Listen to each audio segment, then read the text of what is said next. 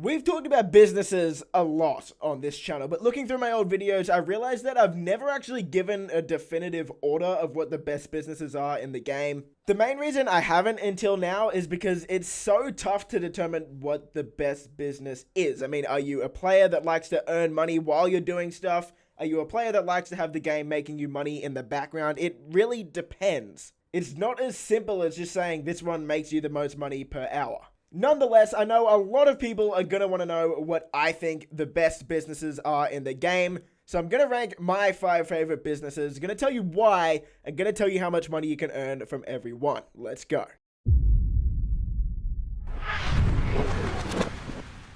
In Grand Theft Auto Online, there's 2 different types of businesses. Really, there's 3, but we'll cut it down to 2 to make it a bit easier.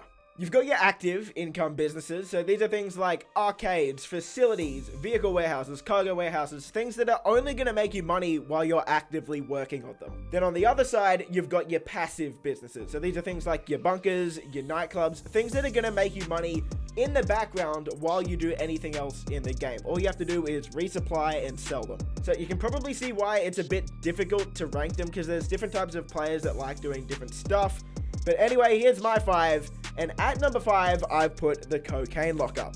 This is one of the best passive businesses in the game, meaning it's going to make you money in the background while you do other stuff. All you need to do is restock it every couple hours and sell the product when it's full. The cheapest cocaine lockup is $975,000. You're going to want the staff and equipment upgrades for this one, so you're going to be paying an extra $1.3 million for those as well. Once you've got that sorted, you'll be making $74,000 an hour profit. That's really good money considering most of that is going to be happening in the background, and it's definitely a top 5 business in the game. But it does have its downsides, which is why I couldn't put it any higher. The main downside to this business is that the sell missions can be extremely terrible and tedious. Most of the time you go to sell your stock, you're going to get the post-op, garbage truck, plane, heli, or boat sell missions. And all of these take a fair bit of time. Earlier this year, they also took out the fastest sell mission as well with the bag sell mission, so that definitely gave all of the MC businesses a bit of a nerf. Even with that nerf, it's still one of the best businesses in the game, and I'm pretty happy putting it at number 5. At number 4, I already know a lot of people are going to be upset about this, but that's because most people don't actually know how this one works, and that's the nightclub. This is the most underrated business in the game, hands down. So many people hate on this one because they don't understand how much money it can actually make you.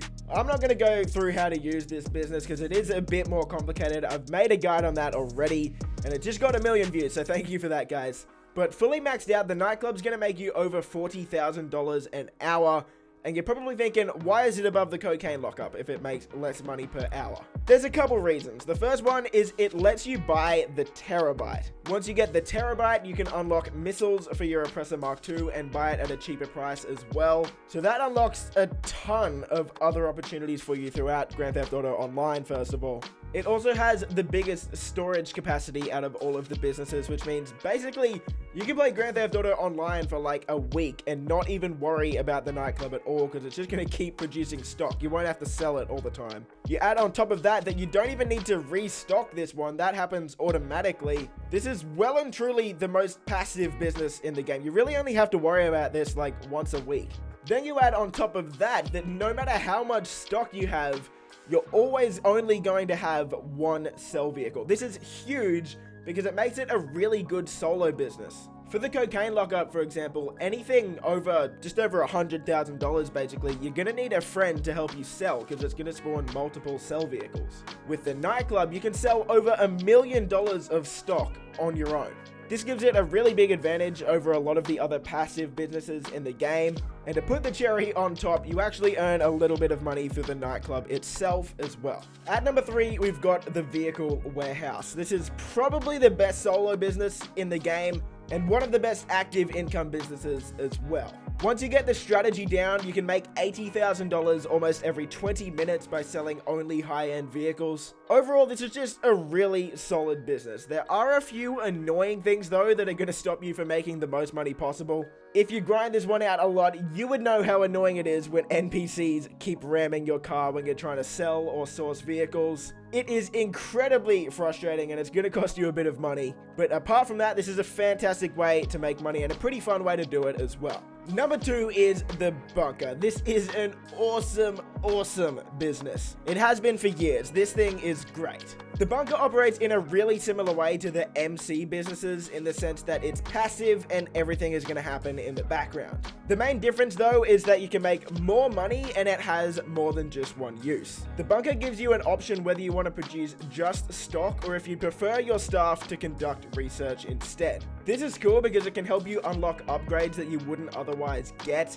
Me personally though, I don't use research, I just use the bunker to create stock for me to sell, and it does that pretty well. If you want to buy one of these, you're looking at upwards of 1.5 million for a bunker in a decent location, and you're going to want the staff and equipment upgrades as well. That's going to set you back another 1.7 million, so this one's going to set you back a lot. Once you have those upgrades though, you'll be earning $79,000 an hour, which is a bit better than the cocaine lockup.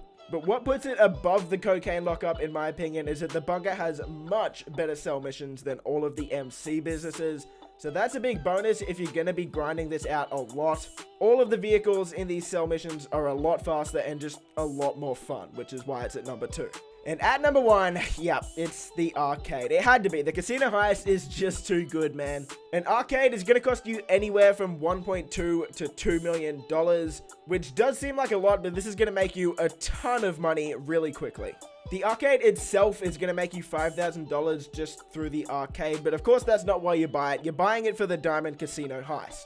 This is the best heist in the game by far, unless you're doing a heist with a certain glitch, but we don't do that here. Once you get familiar with the Diamond Casino heist, you can easily complete a heist every 2 hours. Once you get really good, you can probably do it in like 90 minutes. And if you complete the heist with 2 people, which you probably should be able to do, you should be able to take at least $1 million for yourself. You don't have to be great at math to know that $1 million every 2 hours is about $500,000 an hour, which puts it right at the top of the list. The arcade is also amazing because of the Master Control Terminal, which is a big control terminal in the basement of your arcade that allows you to access and restock all of your other businesses from the one place. This was one of the best quality of life improvements we've ever got in Grand Theft Auto Online, and it really puts you in the end game because once you have this, you're pretty much set for making money whenever you want. In my opinion, it's not really close. This is the best business in the game by far. And that'll bring us to the end of the video. If you want to know more about each individual business, I've done individual guides on every single business in the game. So if you want to know things like the best locations for any of them, or even how to make the most money possible, I go over all of that. I explain everything you need to know about every business. Just search up the individual guide and I can help you out. If you disagree with any of the businesses I've put in any order, let me know what order you would put them in the comments below. Like I said, it's really tough to rank the businesses in this game just because different types of players like doing different stuff. But this was my list. I hope you enjoyed. If you did, a thumbs up is always appreciated. Consider subscribing for more stuff like this, and I'll see you in the next video. Peace!